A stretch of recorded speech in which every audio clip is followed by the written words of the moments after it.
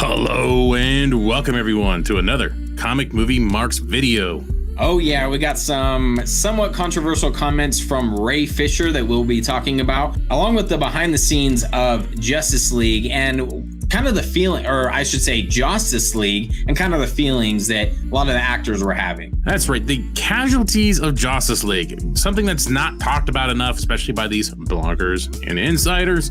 It feels like there's a lot of people that got sacrificed to make this movie called Josstice League, the version that we saw in 2017. A lot of people got impacted by that with their careers and how they were perceived in the movie. And one of the biggest ones was Mr. Ray Fisher, Cyborg himself, who obviously, as we've seen over the years, came out in Comic-Con ripping off his Sporg Life shirt saying, "I love ZS." Obviously, he was screaming for help, and none of us at the time freaking realized it. And we're sitting there like, yeah, cool. He's totally going to finish Zach's vision. Right, yeah. Awesome. That's totally no way would they completely reshoot an entire movie to fit one specific goal of the studio. No way would they do that. It's totally going to be Zack Snyder's vision. Wrong. So recently, Ray Fisher came out on his Twitter, and he's done this a little bit here and there, talking about how he regrets how things went down with Justice League and how much he's excited for Zack Snyder's Justice League. What was mentioned in that Hollywood Reporter article, Fisher was the first person Snyder called. And obviously, Ray Fisher talked about how there was many expletives when he called, about how excited he was to see his vision of Cyborg, Victor Stone, come back to the big screen, or streaming screen in this case. We recently talked about how Henry Cavill's feelings towards the Superman character and what Man of Steel did for his career. You can only imagine how Zack Snyder's Justice League would have catapulted Ray Fisher's career. So let's talk about this clip. Obviously, this is a very infamous clip from San Diego Comic-Con 2017. So this is... God damn it.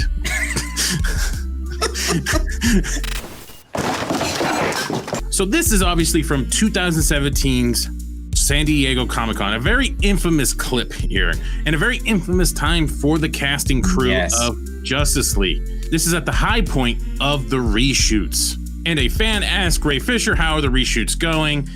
He kind of gives an answer like, oh, we're almost done. He gives the most political answer that he's ever been told to say by WB executives ever. And how we didn't see this when it happened, I don't know. I mean, obviously now it seems so freaking obvious.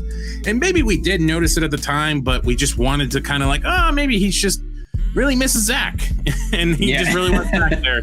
And it has nothing to do with what's going on behind the scenes, but we're just, who knows what the reason was. We didn't notice before, but we'll play this little clip here. No audio, we just got to see his expressions. He obviously says Whedon is a good director and Zach picked the right guy to come and finish his film. Yes. And it just, it hurts. It hurts to see him say it. And then he just puts the mic down, takes a breath, looks over, looks at Jason. Oh my God, Jason's face. Look at Jason's face. It's so funny that now in hindsight, I guess, you know, we all as Snyder fans and as people who wanted to see this movie be so successful and be the way that we thought it was going to be, we could not read between the lines. But you look at it now in hindsight with everything that's come out about this movie, about Justice League, and you look at the face of Jason Momoa and even Ray Fisher, who gave a beautiful, you know, political stance of, yeah, here's my response, and now to look back and see just their reaction is hilarious. It's so funny, and even I've seen some stuff that's floated around about Jason Momoa throwing a chair. You can just imagine his frustration and knowing what was going on behind the scenes, and it's awesome now to see kind of Ray Fisher really air his grievances a little bit on Twitter and be honest. Yeah, it's sad to see, really. This is his first theatrical experience, and this is what happens to him. You got to feel for the man. You'd think you would feel very sorry for him, but there's some individuals out there that are kind of clueless. I am shocked. Well, not that shocked. You would think there wouldn't be any individuals out there that would somehow talk shit about Ray Fisher. No, I mean, this guy clearly put his heart out there, and then he totally did the scripted line. It was against what he thought and what he felt. And you would think that there would be a lot of compassion for this guy. Like, man, that's a terrible situation to be put in. You would think that'd be something that people could relate to. Well, unfortunately, this is Twitter, and Twitter doesn't know what the hell it's doing. And we have one gentleman here that is just so ridiculous. I don't even know what his last name is, but I'm just going to call him Peter the Douche. This gentleman is part of Slash Films. So he is in the business, and this is how he conducts himself to when this actor talks about this terrible moment that he had to deal with during filming. And so Peter the Douche says, "You, sir, have no class." You just want to say, fuck you. As Matt just mentioned, it's surprising that people don't have a little bit more sympathy for what Ray Fisher really had to go through. I mean, this could have catapulted his career, and his role was diminished completely by a complete restructure and reshooting of this atrocity of a film, especially given today's political climate, a lot of things that are going on, and what that really could have done specifically for a minority actor. This could have really helped his career. And then we have another individual here that we'll just slowly share. And I mean, it's all there. And he put, let's be honest, this is a stupid ass tweet from Ray. Going out of your way to drag another creative/professional is just petty, especially considering that the issue around Justice League was the studio. If you are still blaming Joss Whedon, Jeff Johns, etc., you're a crackpot. Sounds like you have mental problems, man. Yeah, you got mental problems, man. Yeah, it really does. Well, guess what, ass clown? Jeff Johns was the studio. What are you talking about? And of course, Joss Whedon's to blame. He took up the role. He thought he could change Zack's movie, butcher it completely, and make a better product in less time. That's arrogance that only matches Danny Elfman's Batman Only Has One Theme. No, you'll hear Batman's theme. Batman has only had one theme. Shut up, bitch! Yes, the studio had a big involvement, but Joss Whedon took it upon himself to do it. He eliminated the heart of the film. Oh, Joss Whedon was just hired to do a job. It's not his fault, yada, yada, yada. But I have always felt that if you really had some pride and understood what goes into filmmaking and you really didn't want to butcher someone else's art, that you would have a little bit more, again, compassion for, no, you know what, I'm not going to take that job. Give that to someone else. Give that to someone maybe lesser known that has no problems with trying to fix this. But no, Joss Whedon came in, no problem. Yep, I really feel that he thought he was going to be the savior of the DC universe and he was going to be praised and all this stuff. That's why he picked up the Batgirl movie at one point, and thank God that ain't happening as of right now. And he really felt he was going to come in, be the savior of the DC universe, and look at me, look what I did for the Marvel Studios, and look what I'm going to do for Justice League, and just shit all over someone else's vision, someone else's artwork. If you have sympathy for Joss Whedon, I really think you should take a look in the mirror. Because we don't really want to highlight these assholes too much, but this one is just so beyond stupid, I had to bring it up. So this gentleman says, LMAO, Ray Fisher is an idiot and clearly has no clue how studio filmmaking works. First, take a big step back and literally fuck your own face! Okay, the stupidity of that comment is just fucking amazing. Where is the love, as Black Eyed Peas would say? Well, despite having some idiot naysayers on Twitter, Ray Fisher does have some supporters, and those actually do understand the process of filmmaking, as a lot of them were actually involved in Justice League. One of them is Stunt Batman on Instagram, or Rich Citrone, and he says, "Well done, Ray," with a thumbs up, at Ray H Fisher on Instagram. Then we have Karen Bryson, who says, "OMG, Ray, I adore you. You know that, my friend." And then Ray Fisher replies, "And I you." Karen Bryson, which is Cyborg's mom in the version of Justice League that we did not see. Then we have a stand-in picture double for Gal Gadot, and this is Caitlin Burles. She says, "Laugh out loud, same."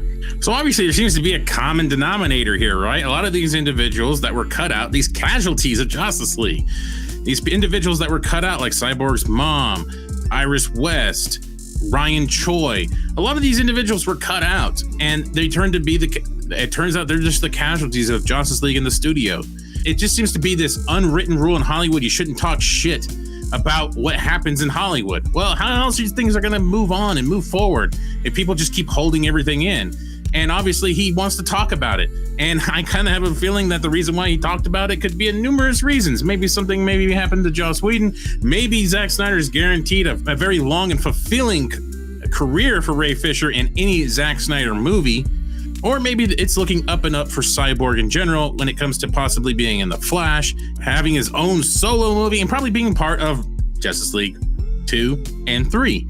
In the wrestling world, we have something that's called shoot interviews. And a lot of times these shoot interviews really paint a picture of an individual. And yeah, it's coming from people who have worked with that individual. And they typically will talk about rumors that have been around, certain events or people involved in the wrestling industry, the behind the scenes of what is going on.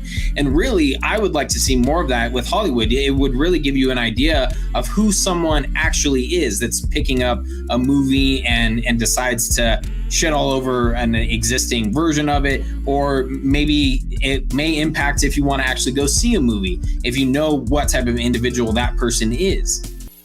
Oop, no clip. Oop, thought we had a clip. Nope. Okay. Ray Fisher did an interview with theblackcape.com, and he mentioned something that was very important to him in terms of working with Zack Snyder and Chris Terrio. He said, "It was important for me. It's important especially for them as well, that Cyborg is not just relegated to being the catchphrase spitting cool black dude. That's not anything that I'm interested in watching. It's definitely not anything I'm interested in portraying." Snyder gave Fisher the space to become the voice of what that hero should be, and that does not happen in Hollywood, especially for a new black actor in the blockbuster superhero film genre. I am the token black guy. I'm just supposed to smile, stay out of the conversation, and say things like, damn, shit, and that is whack.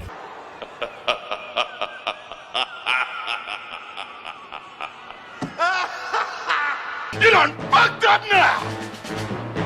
Many executives at Warner Brothers probably promised him big things for his Cyborg movie, and that's why they removed all those elements from Zack Snyder's Justice League, because they wanted it in the Cyborg version that they would help him build, because they're the ones that are going to make him big.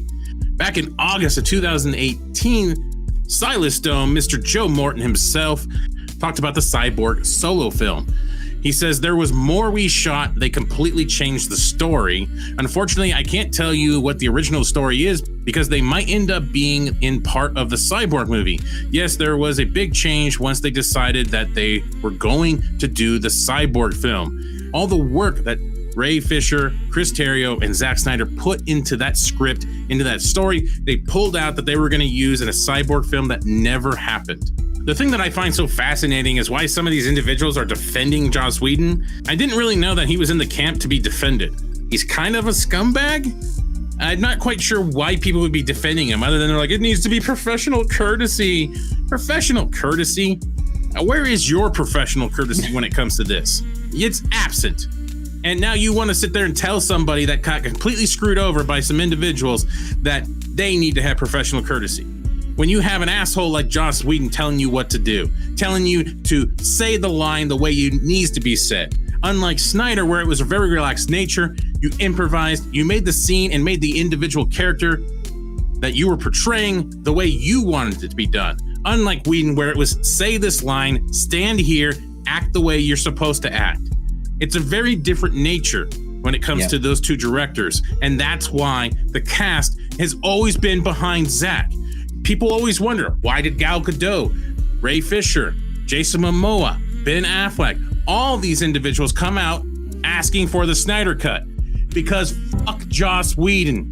And you have some people on Twitter, some jackasses on Twitter that will say one thing, but then people that actually work with Zack Snyder have nothing but great things to say about him. And this is why. You have, as Matt pointed out, one director that's telling you this is what you're going to do, and then another one that's saying, this is kind of the framework of which I want to work in, but you take the character in the direction that you see fit.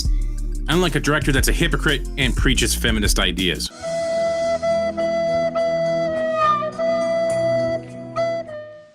The reason that bad things happen to you is because you're a dumbass. All right, guys, that'll end this little episode. Thank you for joining us. Thank you for listening. Make sure, oh, that's your shit. Thank you for listening, and thank you for joining us. Do you want me to jump in here? Yeah. Okay. It's just weird how you're cueing that. Yes, thank you to everyone who's always given us all the support. We really appreciate it. Thank you to our Patreon supporters. You are really helping us grow this beautiful, lovely little channel of ours. Also, feel free to check out our website. We have some cool merchandise like this beautiful hat. A link will be in the description below. In case I don't see you. Good afternoon, good evening, and good night.